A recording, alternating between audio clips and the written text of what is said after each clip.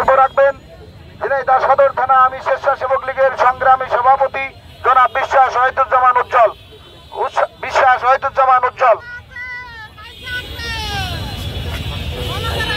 বিসমিল্লাহির রহমানির রহিম। উপস্থিত ছাত্রলীগের নেতৃবৃন্দ, উপস্থিত আওয়ামী লীগের নেতৃবৃন্দ, উপস্থিত শ্রমিক লীগের নেতৃবৃন্দ, উপস্থিত স্বেচ্ছাসেবক লীগের নেতৃবৃন্দ, ঝিনাইদহ সদর থানা স্বেচ্ছাসেবক লীগের পক্ষ থেকে আপনাদেরকে সবাইকে জানাই রক্তিম অভিনন্দন ও শুভেচ্ছা। সংগ্রামী সাথী ও বন্ধুগণ, আমাদের মাঝে বিভ্রান্ত সৃষ্টি করার জন্য হয় প্রশাসনের লোক নতুবা প্রশাসন সেজে আমাদেরকে বিভ্রান্ত করা হচ্ছে, আমাদের লোকজনকে হুমকি দেওয়া হচ্ছে। আমরা বলতে চাই, আমরা 2-1 দিনের রাজনীতি করতে আমরা আসি নাই। আমরা 2-1 দিনের সাইকেল করে মিন্টুর সৈনিক না। আমরা দীর্ঘদিন রাজপথে আমরা আন্দোলন সংগ্রাম করে আসছি। তাই আপনাদেরকে জানিয়ে দিতে চাই, আমাদের নেতা যে মিথ্যা গেছে, আমাদের নেতা যে ষড়যন্ত্রমূলক গেছে, বিভ্রান্ত হয়ে আইনের মারবে যে আমাদের নেতা যে আটক হয়েছে, আমরা তাকে নিঃশর্ত মুক্তি দাবি করছি। সংগ্রামী সাথী ও বন্ধুগণ, আমরা জানতে চাই, আপনারা দেখেছেন আমরা যারা স্বেচ্ছাসেবক লীগ করি, আপনাদের জানা আছে আমাদের ভিতরে কোনো টেন্ডারবাজি নাই, আমাদের ভিতরে কোনো চাঁদাবাজি নাই। মিন্টু মিয়া আমাদেরকে এইভাবে কোনো টেন্ডারবাজি চাঁদাবাজি শিখাই নাই।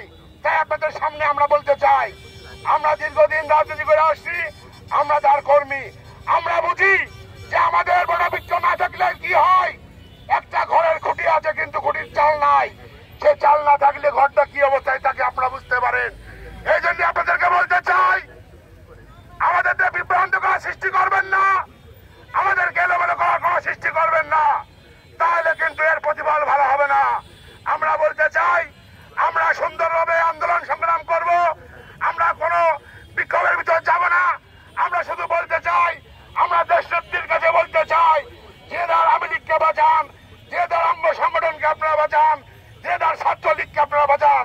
তার কারণ সাইদুল করিম না থাকা মানে যে আওয়ামী লীগ থাকবে না। এই আওয়ামী লীগের ভার কেউ সহ্য করতে পারবে না। এই মিন্টু ছাড়া এই আওয়ামী লীগের ভার কেউ সহ্য করতে পারবে না। তাই আমরা বলতে চাই, একটা ভুলের মধ্য দিয়ে যদি এই সাইদুল মিন্টুকে ধরা হয়, তাহলে আমরা অতিবিলম্বে আমরা তাকে নিঃশর্ত মুক্তি দাবি করছি। এবং যতক্ষণ এই মিন্টু আমাদের ঝিনাইদহে না আসবে, ততক্ষণ আমরা রাজপথে আন্দোলনে থাকবো। আমরা কোনো ভাঙচুর, কোনো জ্বালাপোড়ার মধ্যে আমরা থাকবো না। আমরা একদম নিরিবিলি যে সংগঠন দিয়ে আমরা যে রাজনীতিটা করার দরকার, রাজপথে আমরা আন্দোলন যেটুকু করার দরকার আমরা ততটুকু করবো। এই বলে আপনারা থাকবেন, আগামী দিনেও আপনারা থাকবেন, দিন দিন আপনারা লোক বৃদ্ধি করবেন, এই আশাবাদ ব্যক্ত রেখে আমি আমার বক্তব্য শেষ করছি। জয় বাংলা, জয় বঙ্গবন্ধু, জয় হবে মিন্টুর।